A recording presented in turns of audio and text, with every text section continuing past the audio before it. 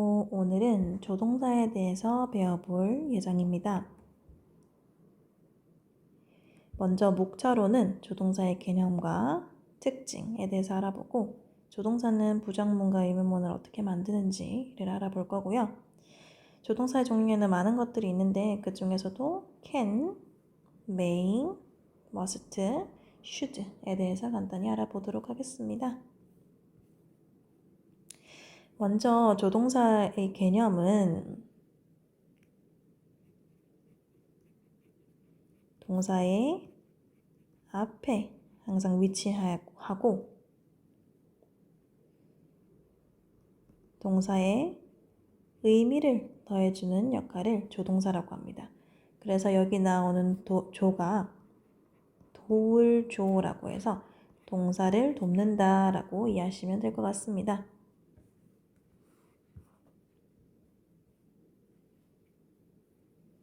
조동사의 특징으로는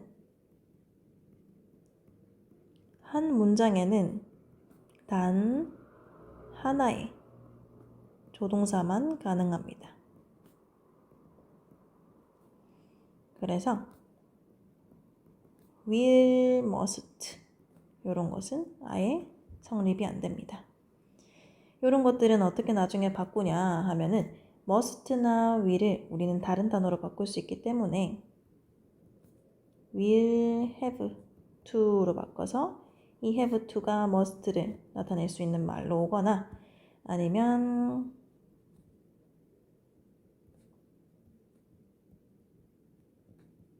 이렇게 써서 be going to가 will을 대신할 수 있는 이런 형태로 바꿨으면 가능하게 됩니다.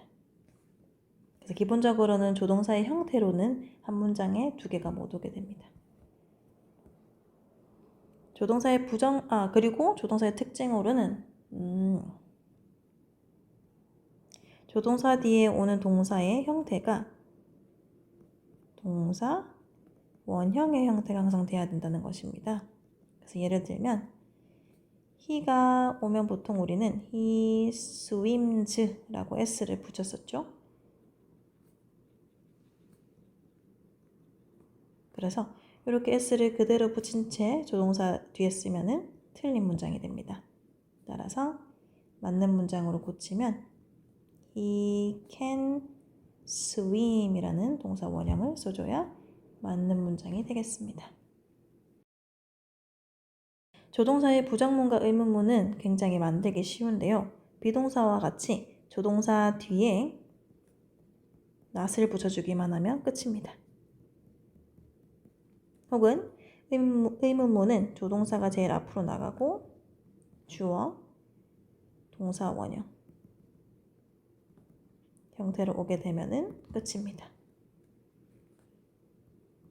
예를 들어서 이렇게 can에 not을 붙이고 추역형인 can't를 쓸 수 있고요.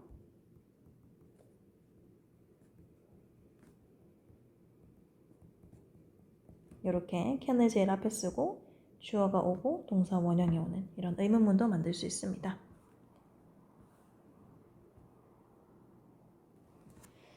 자, 다음으로는 조동사에 대한 조동사의 종류에 대한 것인데요. 조동사의 종류 중에 첫 번째인 can은 두 가지 의미가 있습니다. 첫 번째는 능력과 관련된 건데 그 뜻은 뭐뭐 할 수 있다 라고 해석되는 거고요. 너는 그것을 할 수 있다 라고 해서 이 자리에 있는 것이 가능하다 라고 할 때 쓰는 조동사입니다. 허가는 뭐뭐 해도 된다의 의미로 쓰이는 것으로 너는 집에 가도 된다 이기 때문에 되긴 되는데 가도 된다 라는 의미를 추가하고 싶을 때 조동사 can을 씁니다. 요청은 보통 의문문일 때 사용되는데요. 뭐뭐 해줄래요? 라는 요청을 할 때 쓰는 말로 너는 나를 도와줄래요? 라는 말로 쓸 수 있겠죠. 자, 보통 can과 비교되는 말로 may가 있는데요. can과 may가 왜 비교되냐 하면은 이렇게 동시에 봤을 때 어떤 의미가 겹치게 되죠? 요 허가 부분이 겹치게 됩니다. 그래서 우리는 이 허가 부분이 의미가 겹칠 때 can과 may를 서로 번갈아 가면서 동시에 쓸 수 있다고 표현을 합니다. 자, may가 추측의 의미가 있는데요. 그때의 뜻은 뭐뭐 노란색으로 적어야 되네. 뭐뭐 일지도 모른다 라고 해석을 합니다. 그녀는 아플지도 모른다 라고 해석을 하죠. 이때 be가 온 이유는 is의 원형이 be이기 때문이죠. 그래서 우리는 이 이름을 비동사라고 하는 이유입니다. 허가의 의미는 아까 can의 허가의 의미와 똑같이 뭐뭐 해도 된다 의 의미로 사용되고 똑같습니다. 너는 집에 가도 된다. 그래서 이 자리에 may 대신에 can을 바꿔 쓸 수 있다. 이 자리에도 can 대신에 may를 쓸 수 있다가 되겠죠. 그래서 이런 공통적인 의미가 중요하고요. 추측일 때 이 may를 can으로 바꿔 쓰면 절대 안 됩니다. 그렇게 바꾸는 거 중요하고요. 자, must는 굉장히 강한 의미가 있는데 의무로 쓰이면 뭐뭐 해야만 한다 라는 의미로 쓰입니다. 너는 공부를 말고 너는 열심히 공부해야 한다 라는 의무. 보통 이런 의무는 100%이기 때문에 어겼을 시 벌이 따른다 라고 보시면 될 것 같아요. 그 추측의 의미로 must가 사용될 경우에는 뭐뭐임이 틀림없다. 그래서 추측하건대 뭐뭐임이 틀림없다 라고 할 때 쓰이고요. 그는 피곤함에 어떻게 적혀야지? 피곤함이 틀림없다 이렇게 해석해야 되겠네요. 그렇습니다. 이 must와 관련해서는 할 얘기가 굉장히 많은데 이 must가 굉장히 시험 문제에 많이 나오게 됩니다. 왜냐하면 이 must가 의무의 뜻으로 사용될 때 바꿔 쓸 수 있는 말이 있어요.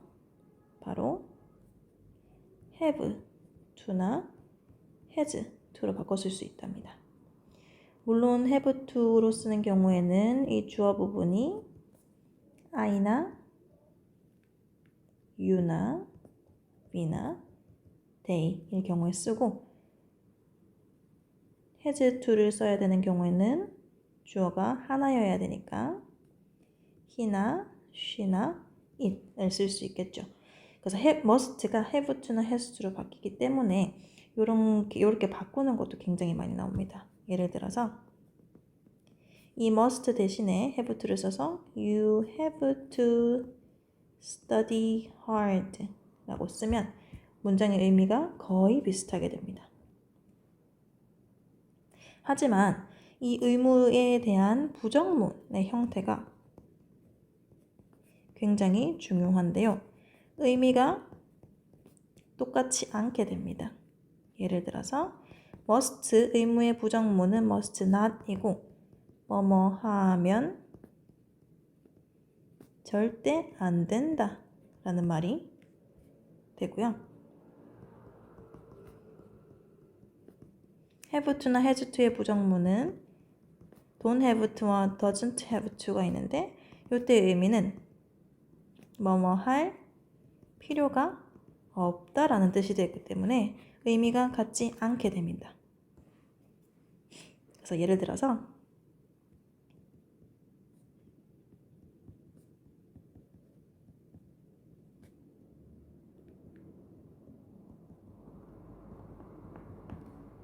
너는 수업 시간에 자면 절대 안 된다 라는 의무의 표현이고요.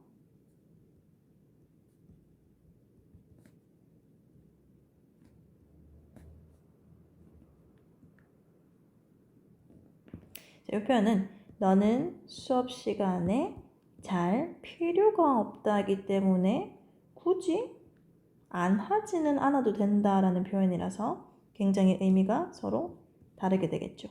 그래서 이렇게 바꾸는 거 굉장히 많이 나오고요. 그러면 궁금할 수 있죠. 의무의 부정문은 must, not이라고 했는데 그럼 추측의 부정문은 무엇이냐라고 했을 때 나타낼 수 있는 표현이 can't 혹은 cannot이 됩니다. 그래서 그가 피곤하지 않음에 틀림없다라고 할 때는 he cannot be tired라고 써서 피곤하지 않음에 틀림없다 라고 쓸 수 있겠죠. 마지막으로 should는 의무에 관련된 건데 100%까지는 아니고 한 70% 정도로 충고에 해당한다고 보면 될 것 같습니다. 그래서 이것을 어기더라도 벌은 없지만 웬만하면 따르는 게 좋다라고 할 때 쓰는 거죠. 그래서 뜻은 뭐뭐 해야 한다로 똑같지만 강도의 차이가 조금 다르다. 그래서 너는 열심히 공부해야 해 정도로 부드럽게 말할 수 있는 거겠죠. 자, 이렇게 조동사의 개념에 대해서 알아봤고 조동사란 동사의 앞에 항상 쓰이고 동사의 의미를 더해주는 역할을 말하고요. 조동사의 특징으로는 한 문장에는 단 하나의 조동사만 가능합니다. 그리고 조동사 뒤에 오는 동사의 형태는 항상 동사 원형만 와야 되고요. 조동사의 부정문과 의문문은 조동사를 활용해서 조동사 뒤에 not이 붙거나 조동사를 맨 앞으로 보내거나 하는 식으로 만드는 거고요. 조동사의 종류에는 can과 may와 must와 should가 있는데 각각의 역할과 부정문과 관련해서 배워보았습니다. 감사합니다.